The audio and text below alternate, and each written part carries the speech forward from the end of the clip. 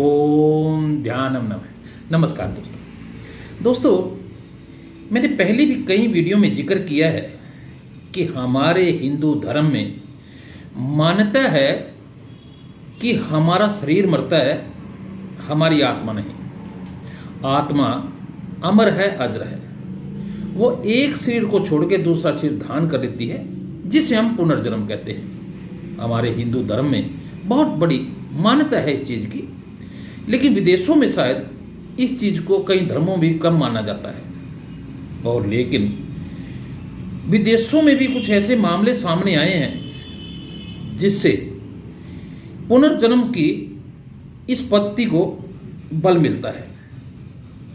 और गीता प्रेस जो कि गोरखपुर में छपती है, उसमें एक किताब जिसको परलोक या पूर्व जन्मांक के नाम से काफ़ी विख्यात है, उसमें बहुत सारे ऐसे मामले हैं देश और विदेश के, जिसे पढ़कर ये लगता है कि पुनर्जन्म की जो हमारी हिंदू पद्धति है वो बिल्कुल सही है।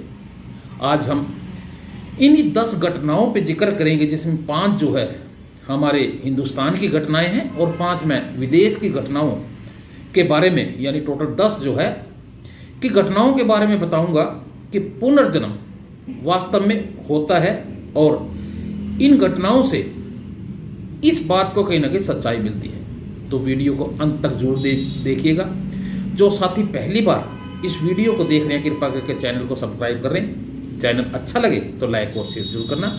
मैं आज आपको हिंदुस्तान की अलग अलग जगहों की 5 घटनाओं के बारे में बताऊंगा, और अगले वीडियो में हम जिक्र करेंगे पुनर्जन्म की 5 घटनाएं जो विदेशों में भी घटी हैं, उनको लेके।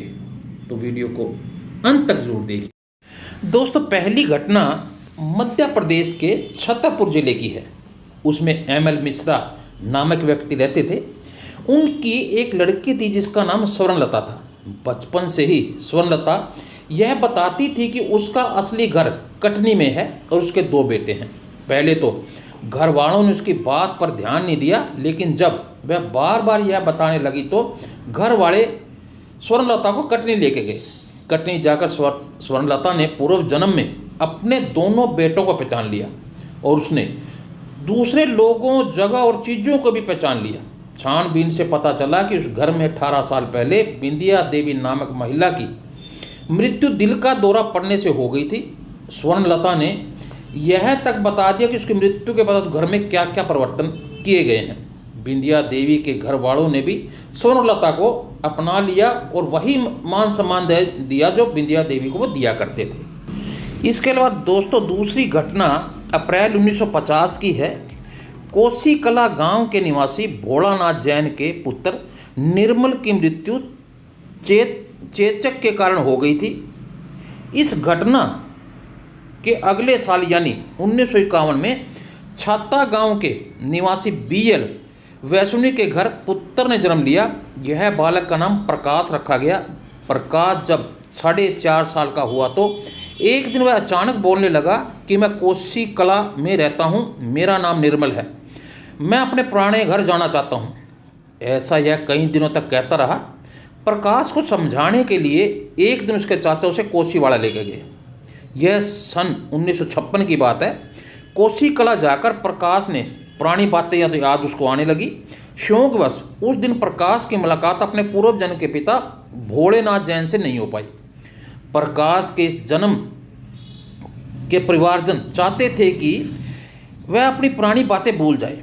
बहुत समझाने पर भी प्रकाश अपनी बातें समझाने लगे भी तो अपनी बातें वो भूलने लगा, लेकिन उसकी पूर्व जन्म की स्मृति जो है पूरी तरह नष्ट नहीं हो पाई। सन 1961 में भोलेनाथ जैन का छाता गांव में जाना हुआ। वहां उन्हें पता चला कि यहाँ प्रकाश नाम का कोई लड़का उनके मृत पुत्र निर्मल के बारे में बातें करता है। यह सुनकर वे वैष्णवी परिवार में गए। प्रकाश ने फौरन उन्हें अपने पूर्व जन्म के पिता के रूप में पहचान लिया, और उसने अपने पिता को कई ऐसी बातें बताई जो उनका बेटा निर्मल ही जानता था। इसके अलावा दोस्तों, सन 1960 में परवीन चंद्र शाह के यहाँ पुत्री ने जन्म लिया, जिसका नाम राजलू रखा गया। वह जब 3 साल की थी तो वह उसी जिले के जूनागढ़ में अपने पिछले जन्म की बातें बताने लगी। उसने बताया कि पिछले जन्म में मेरा नाम राजलू नहीं गीता था। पहले तो माता पिता ने उसकी बातों की ओर ध्यान नहीं दिया, लेकिन जब राजलू के दादा बीजू भाई शाह को इन बातों का पता चला तो उन्होंने इसकी जांच पड़ताल की। जानकारी मिली कि जूनागढ़ के गोकुलदास ठक्कर की बेटी गीता की मृत्यु अक्टूबर 1559 में हुई थी। उस समय वह 2.5 साल की थी। बीजू भाई साहब 1965 में अपने कुछ रिश्तेदारों और राजलू को लेकर जूनागढ़ आए। यहाँ उसने अपने पूर्व जन्म के माता पिता व अन्य रिश्तेदारों को पहचान लिया।